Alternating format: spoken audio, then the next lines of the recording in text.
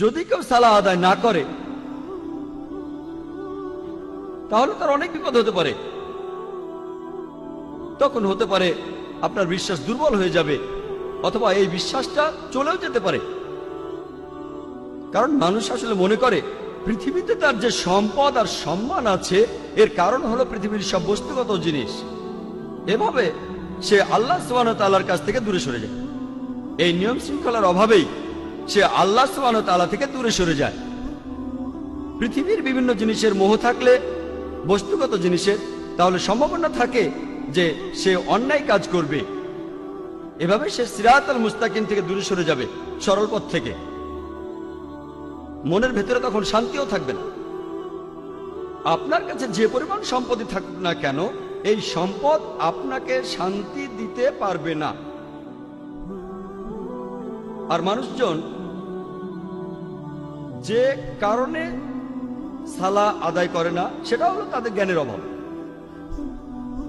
পবিত্র কোরআন বলছে, সূরা ইমরানের 185 নম্বর আয়াতে উল্লেখ করা হয়েছে, কুল্লু নাফসিন যায়কাতুল মাউত, প্রত্যেক জীবকে মৃত্যু স্বাদ গ্রহণ করতে হবে এবং কিয়ামতের দিন তোমাদেরকে তোমাদের কর্মফল পূর্ণ মাত্রায় দেওয়া হবে এবং যাকে দোজখের আগুন থেকে দূরে রাখা হবে আর যাকে জান্নাতে দাখিল করা হবে সেই হবে এই দুনিয়ার উদ্দেশ্য পূরণে সফলকাম। কারণ নিশ্চয়ই এই পার্থিব জীবন একটা ছলনাময়, ভোগ ব্যতীত কিছুই না। সালাহ আদায় করলে অনেক উপকৃত হবেন। সালাহ একটা জীবন দর্শন। সালাহ আপনার আত্মিক অবস্থানকে উন্নত করবে, পাশাপাশি শারীরিকভাবে উপকৃত হবেন। সালাহ আপনার বিশ্বাসকে বাড়িয়ে দেয়, আপনার বিশ্বাসকে শক্তিশালী করে। পবিত্র কোরআনে সূরা আনফালের 2 নম্বর আয়াতে উল্লেখ করা হয়েছে যে সত্যিকারের বিশ্বাসী তারাই যাদের হৃদয় কম্পিত হয় যখন আল্লাহকে স্মরণ করা হয় আর যখন আল্লাহর আয়াত পাঠ করা হয়। এটা তাদের ঈমান বৃদ্ধি করে এবং তারা তাদের প্রতিপালকের উপরে নির্ভর করে।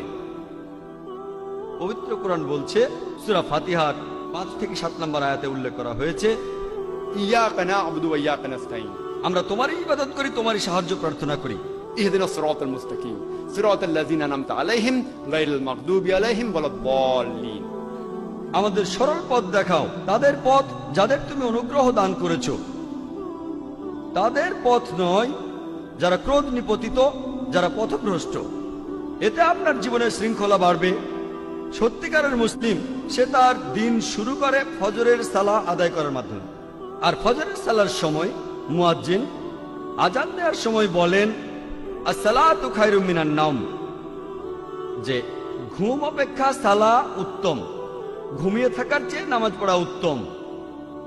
একজন সত্যিকারের মুসলিম দিনের মাঝখানে সালাহ আদায় করে আর সে তার দিন শেষ করে এশার সালাহ দিয়ে ঘুমাতে যাওয়ার আগে। সালাহ এছাড়াও সামাজিক অবস্থান উন্নত করে। সালাহ আদায়ের সময় যে সমাবেশ, সেটা আমাদের ভ্রাতৃত্ব বোধ বাড়ায়, মমত্ববোধ বাড়ায়, একতা বাড়ায়, আর এটা সাম্যবাদের এক অনন্য দৃষ্টান্ত। সংহতি বৃদ্ধি পায়। সালাহ আদায় করতে গিয়ে সবাই একত্রিত হয় আর তাদের মধ্যে ভালোবাসার বন্ধন জোরদার হয়। পবিত্র কোরআনে সূরা হুজুরাতের 13 নম্বর আয়াতে উল্লেখ করা হয়েছে, ইয়া আইয়ুহান নাসু ইন্না খালাকনাকুম মিন যাকরিন ওয়া উনসা ওয়া জাআলনাকুম শুউবান ওয়া কাবাইলা লিতাআরাফু ইন্না আকরামাকুম ইনদাল্লাহি আতকাকুম ইন্নাল্লাহা আলিমুন খাবীর। হে মানুষ জাতি, আমি তোমাদের সৃষ্টি করেছি একজন পুরুষ ও একজন নারী হইতে, পরে তোমাদের বিভক্ত করেছি বিভিন্ন জাতি ও গোত্রে, যাতে তোমরা অপরের সাথে পরিচিত হতে পারো। এজন্য নয় যে তোমরা পরস্পরকে ঘৃণা করবে। আর তোমাদের মধ্যে আল্লাহর কাছে সেই ব্যক্তি অধিক মর্যাদা সম্পন্ন যে তোমাদের মধ্যে অধিক মুত্তাকি, অধিক ন্যায়পরায়ণ। নিশ্চয়ই আল্লাহ সকল কিছু জানেন, সমস্ত খবর রাখেন। আল্লাহ সুবহানাহু ওয়া তাআলা আমাদের যেটা দিয়ে বিচার করবেন সেটা গোত্র নয়, বর্ণ নয়, ধর্মবিশ্বাস নয়, সম্পদ নয়, লিঙ্গ নয়, সেটা হলো তাকওয়া, অর্থাৎ ন্যায়পরায়ণতা, আল্লাহকে মেনে চলা এবং ধার্মিকতা।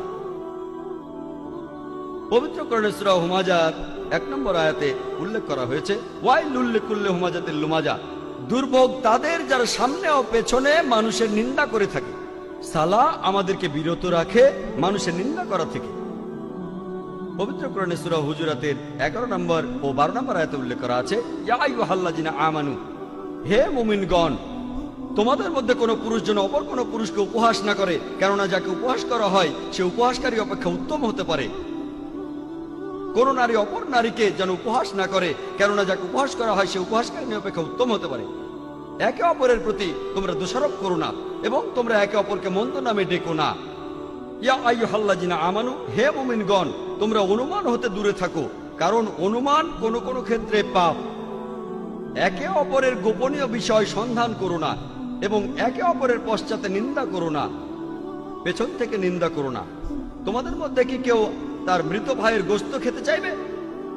পবিত্র কোরআন বলছে, যদি পেছন থেকে নিন্দা করেন তাহলে আপনি যেন আপনার মৃত ভাইয়ের গোশত খাচ্ছেন, কারণ মৃত ভাইয়ের গোশত খাওয়া হলো দ্বিগুণ অপরাধ।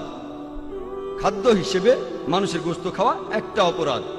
এমনকি ক্যানিবালরা যারা মানুষের গোশত খায় তারাও কখনো তাদের মৃত ভাইয়ের গোশত খায় না। কোরআন বলছে যদি পেছন থেকে নিন্দা করেন তাহলে দ্বিগুণ অপরাধ করছেন। অপরাধটা এমন যেন আপনি মৃত ভাইয়ের গোশত খাচ্ছেন। কোনো প্রমাণ ছাড়াই কারো ব্যাপারে নিন্দা করো না, এটা পাপ। আর কারো পেছন থেকে নিন্দা করা হলো দ্বিগুণ পাপ, দ্বিগুণ পাপ। আর আল্লাহ সুবহানাহু ওয়া তাআলা এখানে তিনি নিজেই উত্তর দিয়েছেন, তোমরা তাকে ঘৃণ্যই মনে করো। সালাহ এটা আমাদের ব্যবসা ক্ষেত্র এবং দৈনন্দিন কাজের মধ্যে সত্যবাদিতা এবং সততাকে বাড়ায়। আমি আগে বলেছিলাম পবিত্র কোরআনে সূরা আনকাবুতের 45 নম্বর আয়াতে উল্লেখ করা হয়েছে, উতলু মা উহিয়া ইলাইকা মিনাল কিতাবি ওয়া আকিমিস সালাতা ইন্নাস সালাতা তানহা আনিল ফাহশাই ওয়াল মুনকার, যে তুমি আবৃত্তি করো সেই কিতাব হতে যা তোমার প্রতি প্রত্যাদেশ করা হয় এবং সালাত কায়েম করো, কারণ নিশ্চয়ই সালাত তোমাকে অশ্লীল ও মন্দ কাজ হতে বিরত রাখে।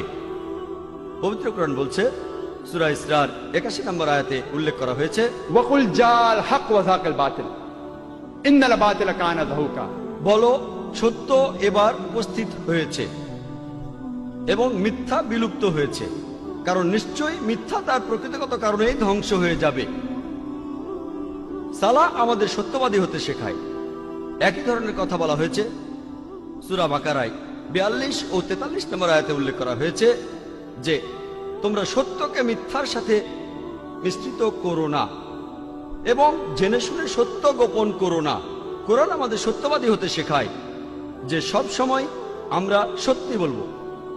পবিত্র কোরআনে সূরা বাকারার 188 নম্বর আয়াতে উল্লেখ করা হয়েছে যে তোমরা একে অন্যের সম্পদ অন্যায়ভাবে গ্রাস করো না এবং মানুষের ধন সম্পত্তির কিয়দাংশ জেনে শুনে অন্যায়ভাবে গ্রাস করার উদ্দেশ্যে সেটা বিচারকের নিকট পেশ করো না। পবিত্র কোরআন বলছে ঘুষ দেয়া বা নেয়া নিষিদ্ধ, আপনারা ঘুষ দেবেন না। পবিত্র কোরআন আমাদের দেখিয়ে দেয় কিভাবে সৎ জীবনযাপন করতে হবে। পবিত্র কোরআন মানুষের জীবনে শান্তি এনে দেয়। পবিত্র কোরআনে সূরা রদের 28 নম্বর আয়াতে উল্লেখ করা হয়েছে, নিশ্চয়ই যখন আল্লাহকে স্মরণ করা হয় হৃদয় তখন শান্তি খুঁজে পায় এবং প্রশান্ত হয়।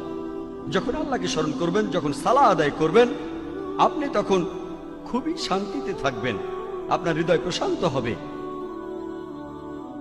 সালাহ হলো আল্লাহ তাআলার সাথে যোগাযোগের সবচেয়ে শ্রেষ্ঠ উপায়। পবিত্র কোরআনে সূরা বাকারার 153 নম্বর আয়াতে উল্লেখ করা হয়েছে,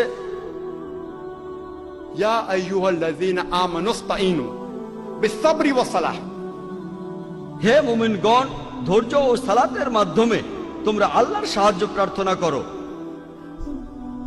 ইন্নাল্লাহা মা সাবরিন, আর নিশ্চয়ই আল্লাহ সুবহানাহু ওয়া তাআলা ধৈর্যশীলদের সাথে আছেন। আল্লাহ বলছেন ইন্নাল্লাহা মা সাবরিন, আর নিশ্চয়ই আল্লাহ তাআলা ধৈর্যশীলদের সাথে আছেন।